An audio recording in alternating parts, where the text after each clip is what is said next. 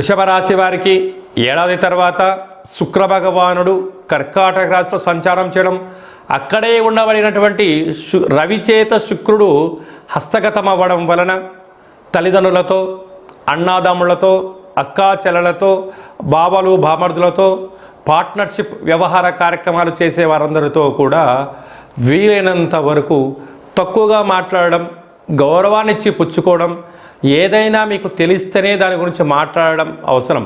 లేకపోతే చిన్న చిన్న విషయాలకు అర్థం లేని మాటలు మాట్లాడడం, అంటే ఎవరో ఏదో చెప్పారు అని చెప్పి వారిపైన మీరు కోపాన్ని, ద్వేషాన్ని, అనురాగాన్ని కోల్పోయే పరిస్థితి చాలా అధికంగా ఉంటుంది.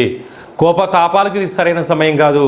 దీనివల్ల మీకు ఉపయోగం ఏంటి, మైనస్ ఏంటి అంటే వాళ్ళ మనసులో మీ స్థానం తగ్గిపోవడం, మీకు రావాల్సిన షేర్స్ రాకపోవడము, మీకు రావాల్సిన వాటాను